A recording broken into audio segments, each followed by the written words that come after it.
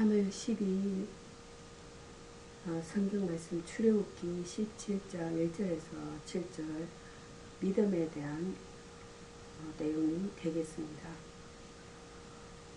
말씀 전해드리겠습니다. 신자가 가장 먼저 관심을 두고 살아가야 할 것은 지금 내가 하나님 보시기에 바르게 살고 있느냐를 묻는 것입니다. 이 물음은 어느 한순간으로 끝나는 것이 아니라 날마다 계속되어져야 할 삶의 모습인 것입니다. 이 일에 대한 자기 노력이 없을 때 사람은 대단한 착각에 빠져 살아가게 됩니다. 그 착각이란 자신 스스로를 믿음이 있는 사람으로 생각하는 것입니다. 나 정도로만 하고 살아가면 신자로서는 손색이 없다고 생각을 합니다. 이런 사람은 성경을 봐도 자신에 대한 말씀으로 보는 것이 아니라 누구누구에 대한 말씀으로 보여지게 됩니다. 그래서 신자는 날마다 말씀 앞에서 자신을 배워가는 작업이 그치지 않아야 하는 것입니다. 날마다 성경을 묵상하며 자신을 돌아보는 자는 그렇지 못한 자의 차이점은 여기서 드러납니다. 날마다 성경을 통해서 자신을 점검하는 자는 항상 자신의 부족함과 무능함을 절실히 깨달으며 살아가게 됩니다. 그럴 때 그 사람은 자연히 하나님을 향하여 눈을 들게 됩니다. 그러나 그런 삶이 없는 사람은 자신의 부족과 무능을 전혀 알지 못하고 자신은 재능이 있으며 실력이 있는 자라고 스스로 생각하기 때문에 하나님을 믿는다고는 하지만 하나님을 바라보는 것이 아니라 자기를 바라보고 신앙생활을 하게 되는 것입니다. 그리고 다른 사람들은 신앙 좋은 자기를 높여줘야 하고 칭찬해야 한다고 생각하면서 살게 되는 것입니다. 또한 자기는 신앙이 좋다고 생각하기 때문에 자연히 다른 사람들의 문제에 간섭을 하게 되고 다른 사람의 삶을 자기 멋대로 판단하고 비판하게 되는 것입니다. 신자는 내가 하나님 보시기에 바르게 살아가고 있느냐에 모든 관심을 두고 살아가야 합니다. 그럴 때 우리는 어떤 하나님의 훈련 속에서 우리가 어떻게 해야 할 것인가를 발견할 수 있는 것입니다. 하나님은 신자를 훈련을 시키십니다. 우린 그것을 이스라엘 백성을 광야에서 훈련시키시는 하나님을 통해서 발견할 수가 있겠습니다.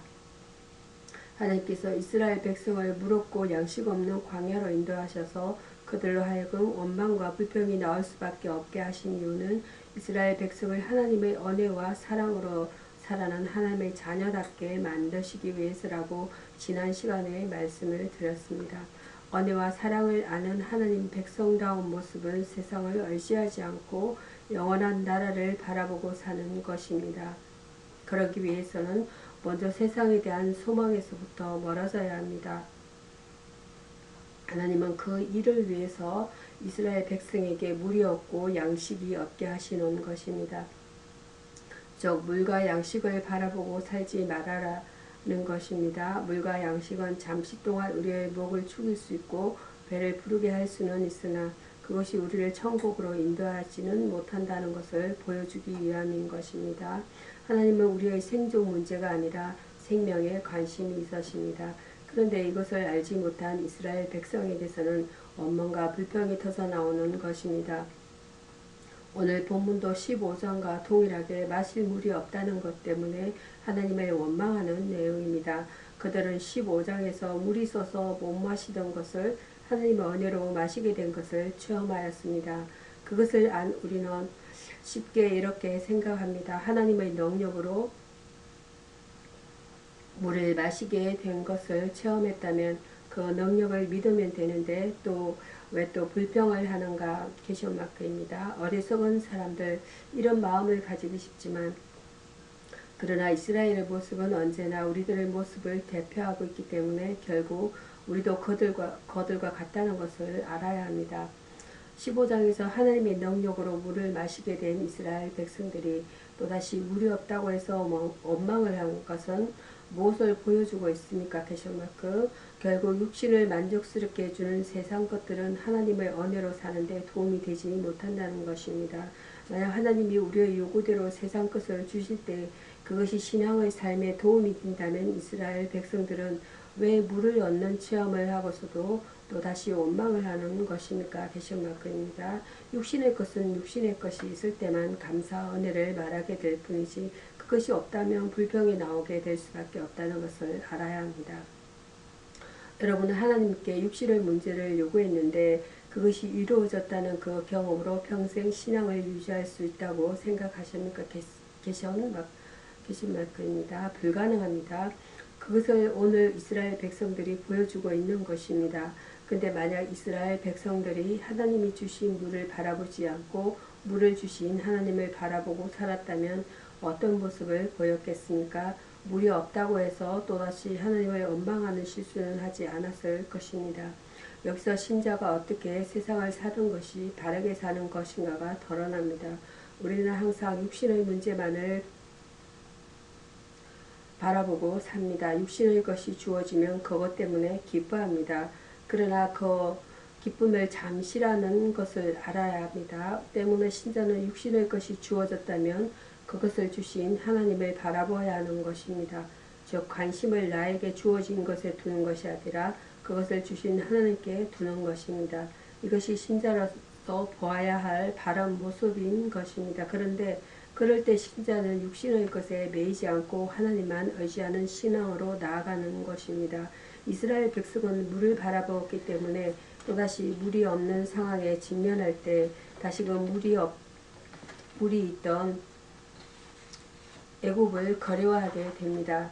사람이 하나님을 믿으면서 믿음의 점검을 세상의 것에 두게 되면 세상 것이 없을 때는 분명히 하나님으로부터 멀어지게 된다는 것을 알아야 합니다.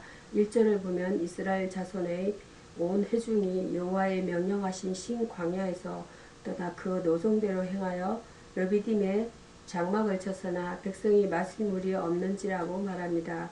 이스라엘 백성들은 여호와의 명령대로 움직이고 있습니다.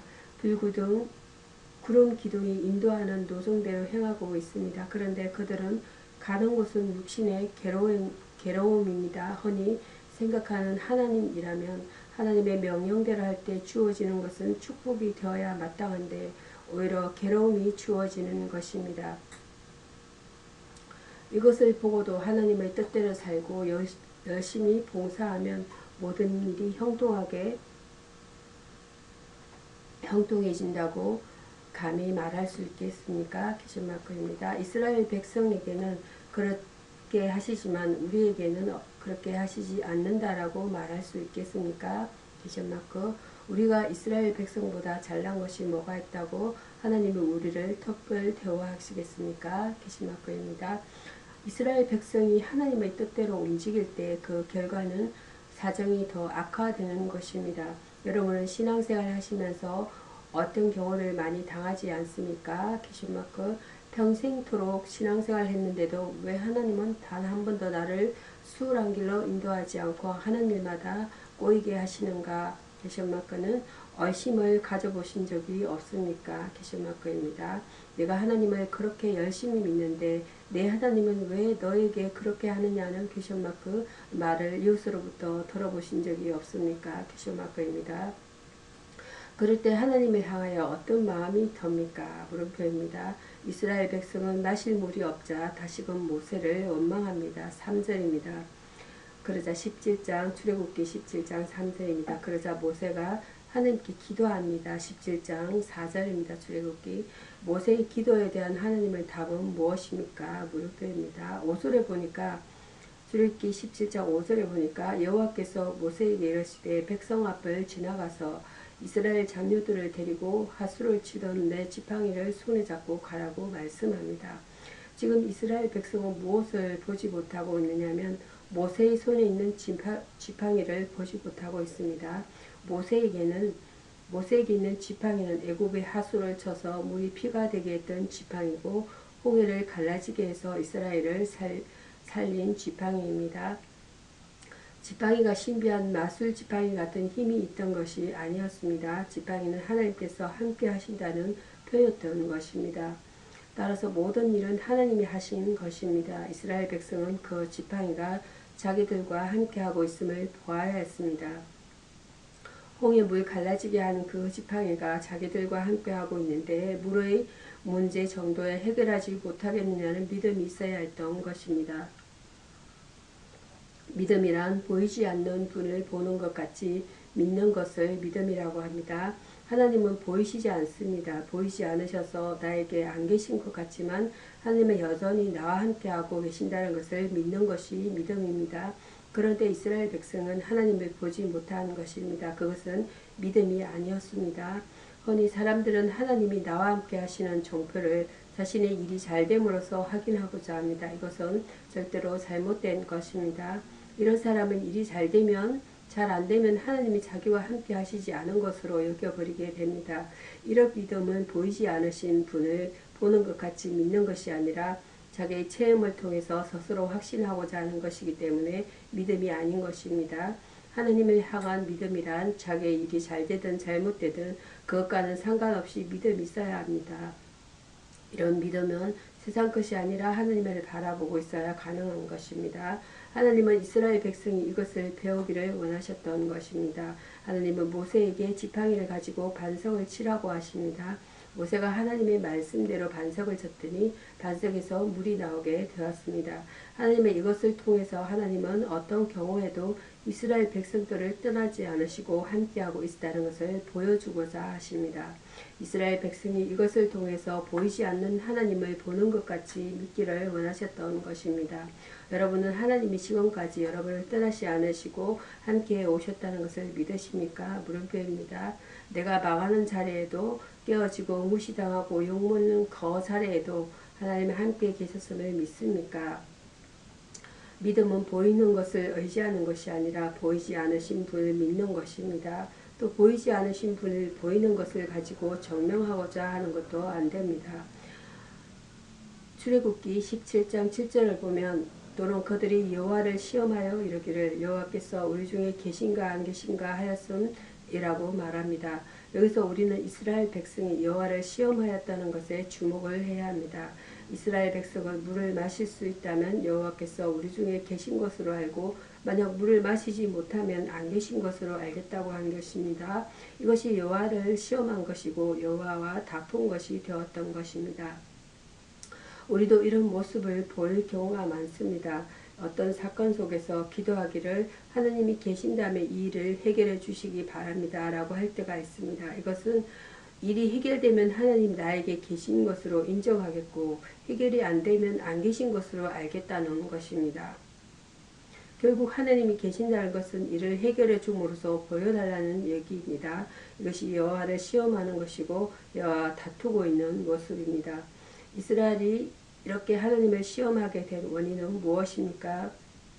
물음표입니다. 그들은 보이지 않는 세상을 믿음으로 살지 않고 눈에 보이는 것에 매여서 여기 생각대로 살았기 때문에 하나님을 시험하고 하나님과 다투는 자가 되었던 것입니다.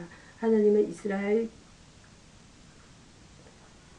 눈에 보이는 것을 의지하지 말고 보이지 않는 분을 의지할 것을 가르치기 위해서 갑자기 아말렉 군대를 등장시키십니다. 출애굽기 17장 8절부터 보면 갑자기 아말렉 군사가 등장합니다. 그리고 이스라엘과 전투를 하게 됩니다. 모세는 여호수아에게 군사를 거느리고 나와서 싸우라고 합니다. 그리고 모세는 아론과 훌을 데리고 산꼭대기로 올라가서 하나님의 지팡이를 손에 들고 손을 들고 섭니다. 확인 싸움의 결과는 여호수아에게 달린 것이 아니라 모세의 손에 달려 있었습니다. 지팡이를 든 손이 올라가면 이기고 내려가면 지는 것입니다. 결국 아말렉을 등장시켜서 싸움이 있게 하신 것은 아말렉을 물리치는 것이 목적이 아닙니다. 이스라엘 백성들이 직접 눈으로 승리가 누구에게 달려있는가를 확인하라는 것입니다. 밑에서 여호수아가 군사들과 아무리 힘써 싸워도 모세의 손이 내려가 있으면 이길 수가 없습니다. 그러나 손을 올리기만 하면 승리하는 것입니다. 하나님의 이스라엘 백성에게 시청각 교육을 시키십니다. 우리의 운명은 우리의 힘과 재주에 달려있는 것이 아니라 하나님께 달려있음을 보여주시는 것입니다. 우리가 세상을 사는 모든 것, 죽고 사는 모든 문제가 하나님의 손에 달려있음을 보여주시는 것입니다. 고통에 처했다고 하나님이 안 계신 것이 아닙니다. 하나님은 언제나 우리와 함께 하시면서 우리의 인생을 주관하십니다. 우리는 눈에 보이는 것 때문에 울다가 웃다가 기뻐하다가 슬퍼하는 삶의 연속을 살고 있습니다. 이것이 우리의 불신앙임을 기억하십시오. 이 불신앙으로 인해서 이스라엘 백성은 약속의 땅에 들어가지 못하고 망하게 된다는 것도 기억하시기 바랍니다. 여호수아가 아무리 잘해도 결과는 하나님께 있습니다. 우리 행위 때문에 잘됐다고 생각하지 마십시오. 우리가 열심히 해서 잘됐고 일꾼이 많아서 잘됐다는 생각을 버리십시오. 모든 일은 하나님이 하십니다. 눈에 보이는 것 때문에 신앙이 좌우되지 말고 하나님 때문에 우리가 살고 있다는 것을 잊지 마십시오. 그 믿음이 우리를 천국으로 인도하는 것입니다. 다음은 로마서 신약성경입니다. 로마서 5장 1절에서 4절 본문 내용은 어렵게 된 사람이라는 본문 내용입니다. 어렵게 된 사람. 로마서 1장 5장입니다. 5장 1절에서 4절 말씀입니다. 우리가 어떻게 어려워질 수 있겠습니까? 물음표입니다. 사람들은 어려워지는 길이 깨달음이나 자기의 노력으로 될 것이라고 생각하고 있습니다. 기독교 이외의 다른 종교들의 가르침은 되게 그러합니다. 물론 인간의 수양이나 고행 같은 것으로 어느 정도 어려워지는 일이 가능하겠지만 완전한 의인이 될 수가 있겠는가 하는 것은 큰 의문입니다. 사도 바울도 이것을 고민하였습니다. 그는 말하기를 내가 원하는 바 선언하지 아니하고 도리어 원치 아니하는 바 악을 행하는도다. 로마서 7장 19절입니다. 라고 하면서 자기 자신의 노력으로 어렵게 될 수 없는 것을 한탄하였습니다. 그런데 여기 본문의 말씀에는 우리가 믿음으로 어렵다 하심을 얻었다고 하였습니다.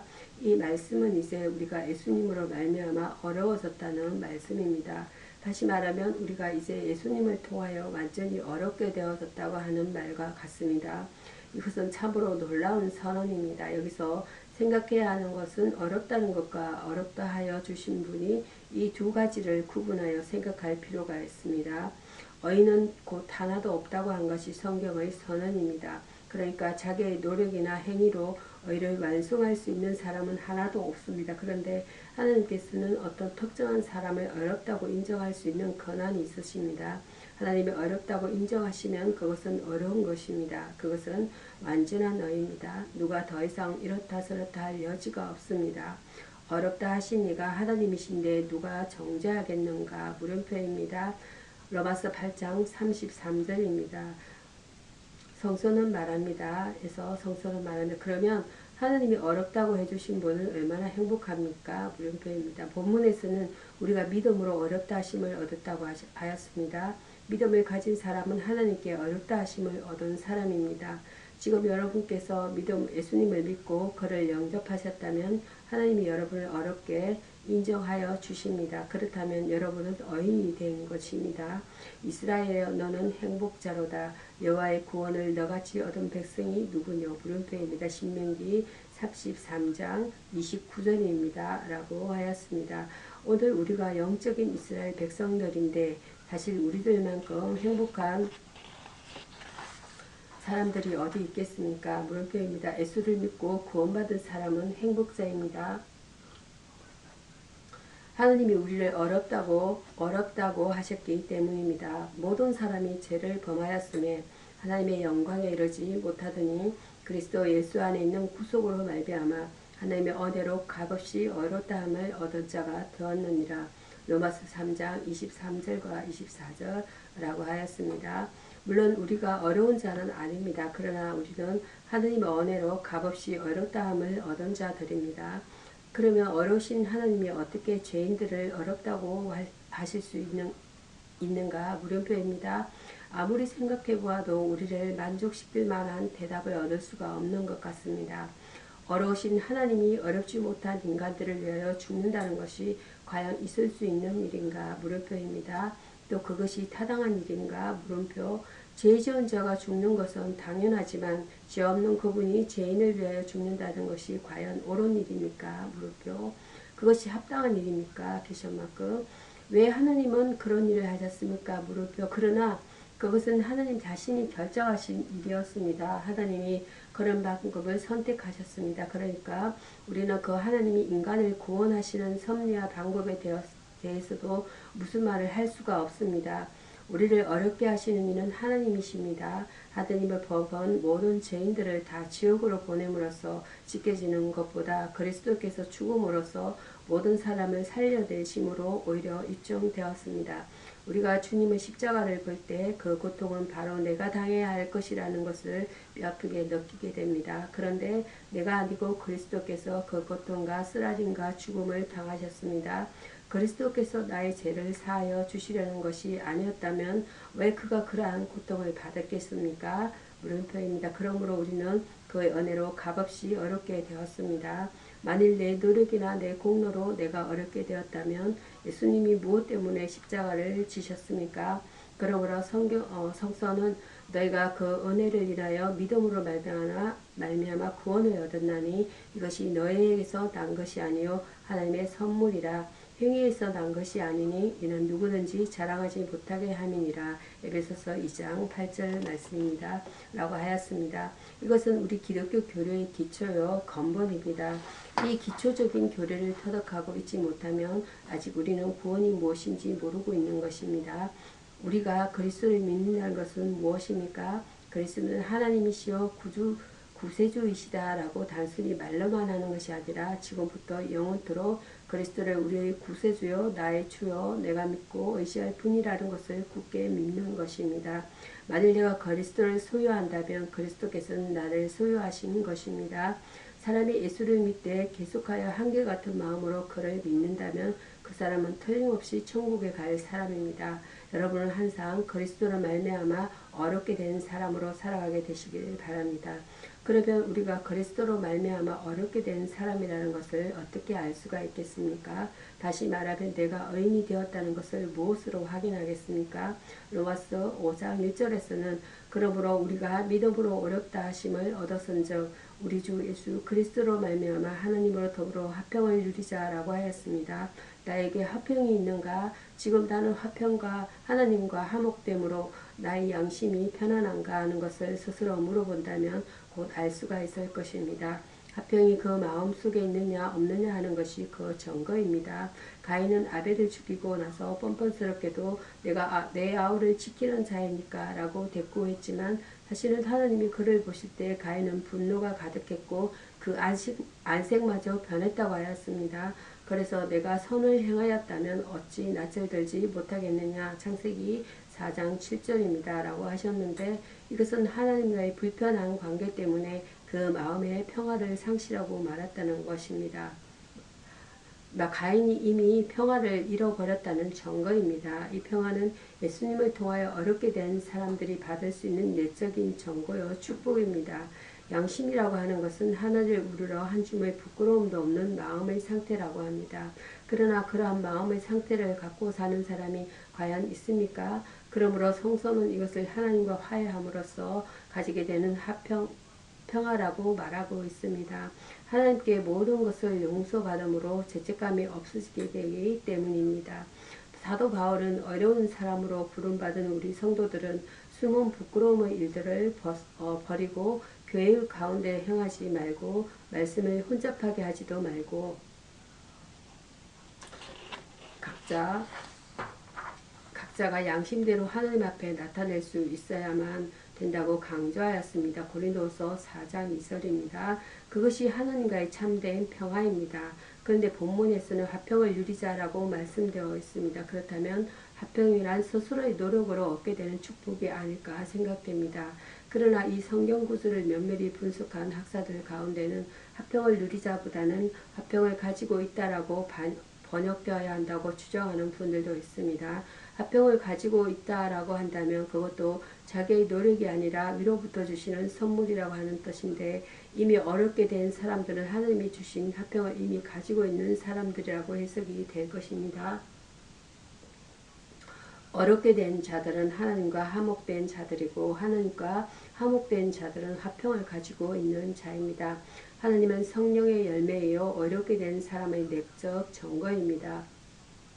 화평은 성령의 열매여 어렵게 된 사람의 내적 증거입니다. 또한 화평은 하나님과의 조화 있는 관계를 가짐으로 얻게 되는 양심의 평정입니다. 그러므로 비록 몸은 갇혀 있어도 그 양심은 자유를 얻은 자들이요 지극히 큰 평안을 소유한 자들인 것입니다. 우리는 이러한 화평을 누리기를 원합니다. 이러한 화평이 이미 여러분들에게 있습니다. 여러분은 예수를 믿는 사람들이기 때문입니다. 예수로 말미암아 어렵게 된 사람들은 거의 화평을 가지고 있습니다. 예수님께서는 나의 화평을 너에게 주노라고 하셨기 때문입니다. 요한복음 14장 27절입니다. 어렵게 된 사람들은 또한 은혜에 들어감을 얻었다고 하였습니다. 어렵게 된 사람들이 받는 또 다른 하나의 축복은 은혜입니다. 현대인의 성격에는 우리는 거분을 통해서 오늘날 우리가 누리고 있는 이런 은혜를 믿음으로 경험하게 되었습니다. 라고 번역을 하였습니다. 그러면 그 은혜의 경험이란 어떤 것이겠습니까? 우리가 그 은혜에 들어가는 통로를 얻었고 그리고 우리는 지금 그 통로 안에 서 있다고 하는 말입니다. 은혜란 것은 받아야 합니다. 뿐만 아니라 은혜란 그 은혜의 통로를 발견해야 되고 그 통로 속으로 들어가야 합니다. 그것이 은혜의 경험입니다. 여러분들은 각각 그러한 은혜의 체험들을 많이 가지고 계실 것입니다. 그 다양한 체험들이 어떤 것이었던 간에 한 가지 공통적인 것은 통로였다고 생각합니다. 그것이 통로이기 때문에 들어감을 얻었다고 하였습니다. 은혜는 받는 것이기도 하지만 통로 속으로 들어가는 것이기도 합니다. 그것이 경험이고 체험입니다. 하나님의 은혜는 과거의 어떤 시간의 과정 속에서 한 번 혹은 두세 번 경험하고만 단순한 사건을 말하는 것이 아닙니다. 은혜의 통로에 들어와서 지금도 계속하여 서 있는 것을 말합니다. 돌아왔다는 것은 과거에 있었던 사건이고 서 있다는 것은 현재도 진행되고 있는 사건입니다. 이 두 가지가 마치 에스컬레이터에 오르면 거기 서 있는 계속해서 올라가는 것과도 비교할 수 있습니다. 그래서 우리가 믿음으로 서 있는 은혜에 들어감을 얻었다고 하였습니다. 물론 은혜를 받는 경험도 중요합니다. 그러나 지금 내가 거기에 서 있지 못하면 그것은 다 지나간 추억일 뿐 지금 나에게 주는 것은 아무것도 없는 것입니다. 그렇기 때문에 우리는 지금도 내가 믿음으로 서 있는 그러한 은혜의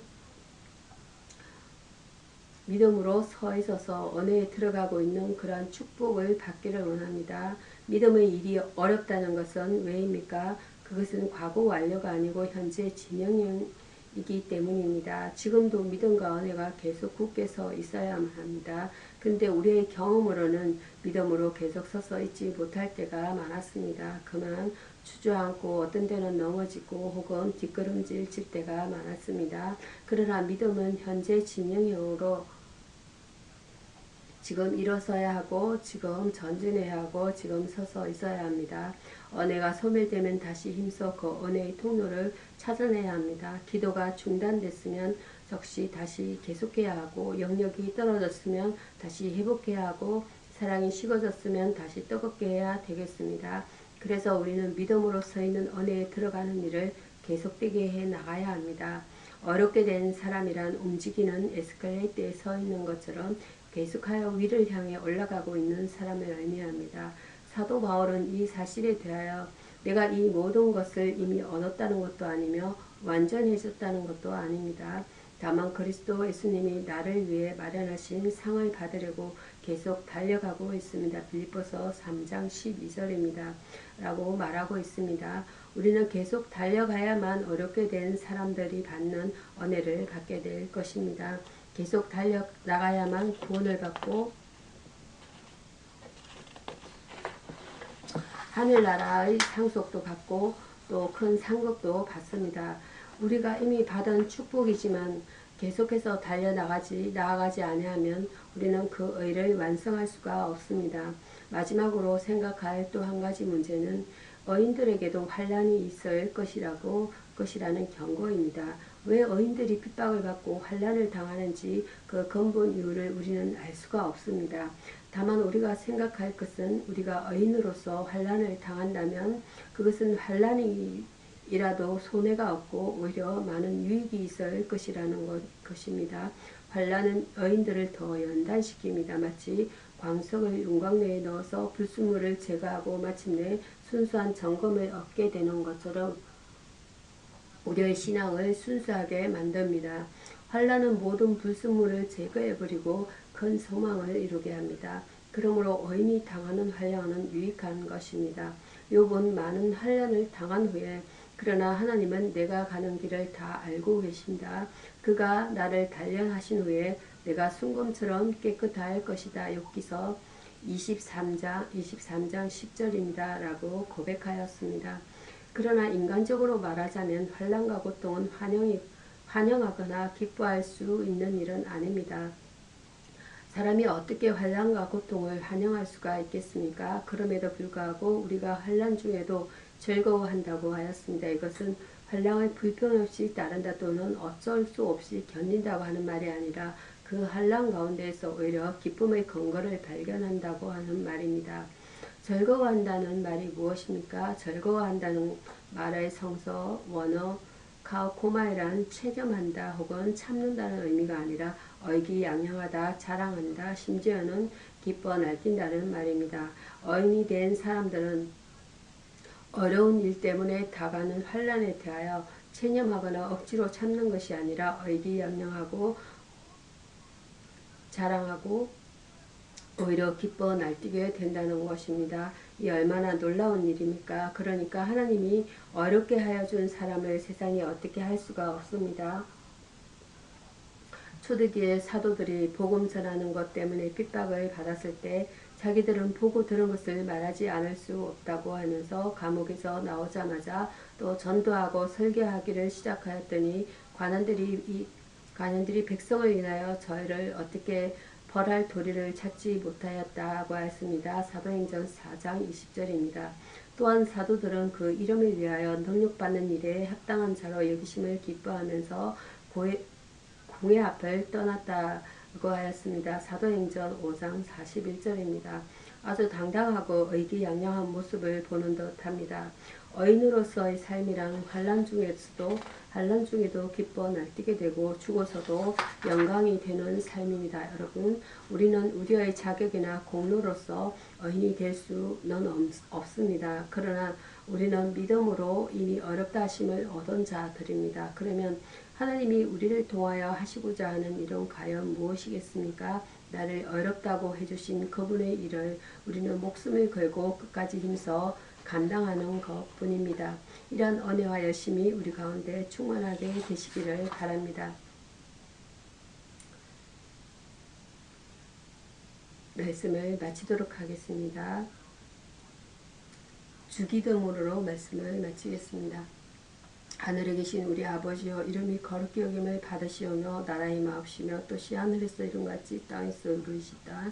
오늘 우리에게 일용할 양식을 주옵시고 우리가 우리에게 죄 지은 자를 사하여 준 것 같이 우리 죄를 사하여 주옵시고 우리를 시험에 들게 하지 마옵시고 다만 악에서 구하옵소서.